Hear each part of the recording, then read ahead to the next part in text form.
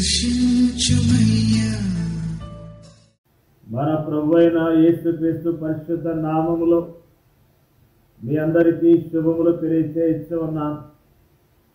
మీరందరూ ప్రభు యొక్క కృపను బట్టి క్షేమముగా ఉన్నారని ఆశిస్తూ ఉన్నాను. ఈరోజు బలపరిచే వాక్యము లూకా సువార్త 17వ అధ్యాయము 12, 13 వచనములు. ఆయన ఒక గ్రామంలోనికి వెళ్ళుచుండగా 10 మంది కుష్ఠరోగులు ఆయనకు ఎదురుగా వచ్చి దూరమున నిలిచి, యేసు ప్రభువా, మమ్మను కరుణించమని కేకలు వేసిరి.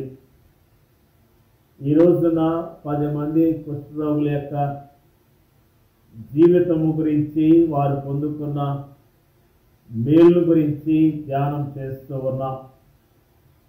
10 మంది కుష్ఠరోగులు ఊరి వెలుపల ఉన్నారు. వారికి ఉన్న రోగాన్ని బట్టి వారు దూరముగా జీవిస్తూ ఉన్నారు. వారు 10 మంది, 9 మంది యూదులు, ఒక వ్యక్తి సమరయుడు. మామూలుగా అయితే వ్యాధి లేని సమయం అయితే 9 మంది వ్యక్తులు ఆ సమరయుడిని దూరంగా పెట్టేవారు. కానీ వారికి ఉన్న రోగము వారిని ఏకం చేసింది. అలానే పాపము కూడా ఈ లోకములో మానవులందరినీ ఒకే స్థానంలో నిలిపింది. కుష్ఠరోగము పాపమునకు సాదృశ్యముగా ఉంది. గొప్పవారైనా తగ్గువారైనా, ధనవంతులైనా దరిద్రులైనా, అందముగా ఉన్నవారైనా, మతాశక్తి గలవారైనా, నాస్తికులైనా దేవుని ఎదుట ఒకే స్థానంలో ఉన్నారు. ఏ భేదమును లేదు. అందరూ పాపం చేసి దేవుడు అనుగ్రహించు మహిమను పొందలేకపోతున్నారు. కుష్ఠరోగం గలవారు చాలా బాధలో ఉన్నారు, దుఃఖములో ఉన్నారు, నిరాశలో ఉన్నారు, సమస్యతో ఉన్నారు. వారికి ఉన్న సమస్య, వారికి ఉన్న రోగము కేకలు వేసే విధముగా వారు ప్రార్థించినట్లుగా ఈరోజు జ్ఞాపకం చేసుకుంటూ ఉన్నాం. యేసుక్రీస్తు ప్రభువారు వచ్చినప్పుడు ఆ ప్రాంతానికి దూరమున నిలిచి కేకలు వేస్తూ కరుణించమని కేకలు వేశారు.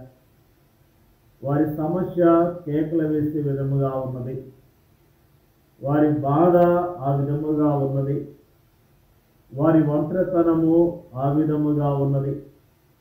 వారు ఎంతగానో కృషించిన స్థితిలో ఉన్నారు. వారెంతగానో దుఃఖములో ఉన్నారు, బాధలో ఉన్నారు.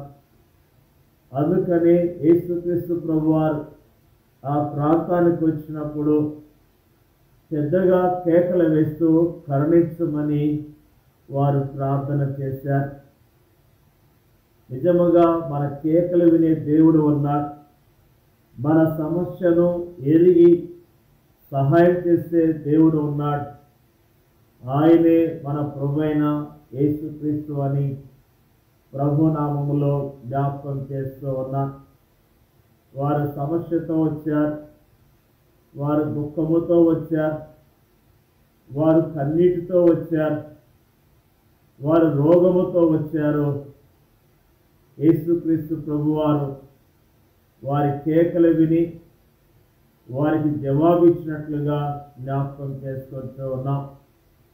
మీరు వెళ్ళి మిమ్మల్ని యాజకులు కనబరుచుకొనడి అని ప్రభువారు వారితో పలికాడు.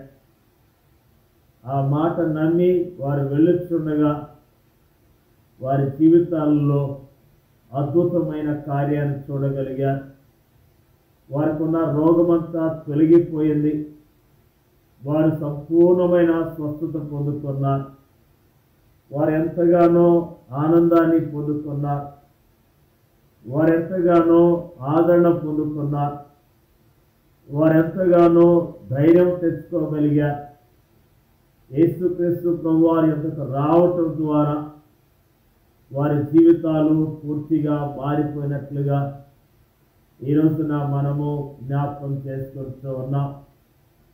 వారి దుఃఖముతో వచ్చారు, వారి సంతోషాన్ని అనుభవించారు. వారు రోగముతో వచ్చారు, స్వస్థత పొందుకున్నారు. వారు కృంగిన స్థితిలో వచ్చారు, ఆ కృంగుదల నుంచి వారు విడుదల పొందుకున్నారు. యేసుక్రీస్తు ప్రభువారు మన అంతరంగాన్ని ఎరిగిన దేవుడు, మన సమస్యలు ఎరిగిన దేవుడు. ఆయన మాత్రమే మనకున్న రోగాన్ని తొలగించగలుగుతాడు. ఆయన మాత్రమే మనకున్న దుఃఖాన్ని తొలగించగలుగుతాడు. వాళ్ళ విశ్వాసముతో వారు ప్రయాణమై వెళ్తున్నప్పుడు యేసుక్రీస్తు ప్రభువారు వారి జీవితాల్లో అద్భుతాన్ని జరిగించిన విషయాన్ని ఈ రోజున మనము జ్ఞాపకం చేసుకుంటూ ఉన్నాం. వారి జీవితాల్లో వారు సంతోషాన్ని పొందుకున్నారు. 10 మంది బాగుపడ్డారు, కానీ 10 మందిలో ఒక్కడు మాత్రమే పరిగెత్తుకుంటూ వెనక్కి తిరిగి వచ్చి యేసు ప్రభు పాదాల మీద పడి ఆయన మ్రొక్కి ఆయన ఘనపరిచాడు, ఆయనను మహిమపరిచాడు. ప్రభు వారు చేసిన ఆ కార్యానికి కృతజ్ఞతాస్తుతులు తెలియజేశాడు. ప్రభుని మహిమపరిచాడు. అతని దృష్టిలో దేవుని కుమార్తో పోల్చినప్పుడు దేవాలయాలు, యాజకులు, ఆచార వ్యవహారాలు కేవలము శూన్యమైనవి.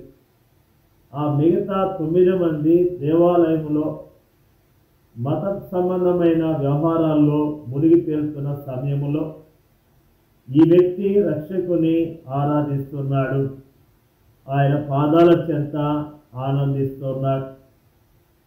ప్రేమైన దేవుని యొక్క ప్రజలారా, నీకు సమస్య ఎలాంటిదైనా, నీకున్న బాధ ఎలాంటిదైనా, నీకున్న దుఃఖము ఎలాంటిదైనా యేసుక్రీస్తు ప్రభువారు పరిష్కారాన్ని ఇస్తాడని ప్రభు నామములో తెలియజేస్తూ ఉన్నా. నువ్వు ఇంట్లోనే ఉండి కృంగిపోతే నీకెవరు సహాయం చేస్తారు? ఒంటరిగా ఒక్కడివే నలిగిపోతే నీకెవరు సహాయం చేస్తారు? నువ్వు ప్రభు దగ్గర నీ సమస్యను ప్రభు తెలియచే. ప్రభు నీకున్న సమస్యను తొలగించి నిన్ను బాగు చేస్తాడు, నీకు సంతోషాన్ని ఇస్తాడు, ఆనందాన్ని ఇస్తాడని ప్రభు నామములో తెలియజేస్తూ ఉన్నా. ఈరోజే ప్రభు దగ్గర నీ సమస్యను ప్రభు తెలియచే. ప్రభు నీ జీవితాల్లో సంతోషాన్ని, సమాధానాన్ని, ఆనందాన్ని ఇస్తాడు. ప్రభు మీద ఆధారపడమని ప్రభు నామములో తెలియజేస్తున్నా. దేవుడికి వాక్యాన్ని దీవించిన గాక. పరిశుద్ధులైన మా తండ్రి, జీవం కలిగిన మా ప్రభువ, మమ్మల్ని ఎంతగానో ప్రేమిస్తున్నందుకు నీ స్తోత్రాలు. మానవులైన మమ్మల్ని ప్రేమించావు ప్రభువ. మానవులైన మా దుఃఖాన్ని అయా తొలగించడం కొరకు, మాకున్న రోగాలు తొలగించడం కొరకు, మాకున్న సమస్యలను పరిష్కరించడానికి పరలోక రాజ్యాన్ని వదిలి మానవుడిగా ఈ లోకానికి వచ్చావు ప్రభువా. నీ స్తోత్రాలు.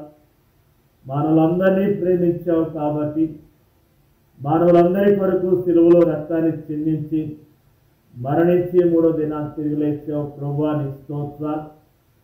సిలువలో మీరు చేసిన త్యాగము ద్వారా, నీ అందు విశ్వాసం ఉంచడం ద్వారా మమ్మల్ని రక్షించిన విధానం బట్టి నీ స్తోత్రాలు తెలియజేస్తూ ఉన్నాం ప్రభువా. మరి ఈ రోజున మాకు తెలియజేస్తున్న అద్భుతమైన మాటలను బట్టి స్తోత్రాలు తెలియజేస్తూ ఉన్నాం.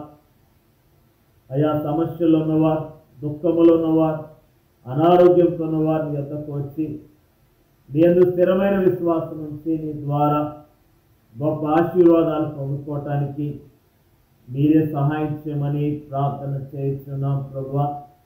మా దేశములో ఒంటరితనంతో కుమిలిపోతున్న, దుఃఖముతో, రోగాలతో బాధపడుతున్న వారిని కరుణించమని ప్రార్థన చేస్తున్నాం ప్రభువా. అయ్యా, నువ్వు ప్రతి మానవుని ప్రేమిస్తున్నావు. నీ వద్దకు వస్తే ఆశీర్వదిస్తావు కాబట్టి నీ వద్దకు వచ్చి సమస్యలను పరిష్కరించుకొని ఈ నామములో దీవించబడతాను సహాయం చేయమని యేసుక్రీస్తు పరిశుద్ధమైన నామములో అడిగి వేడుకొంచున్నాను తండ్రి. ఆమేన్.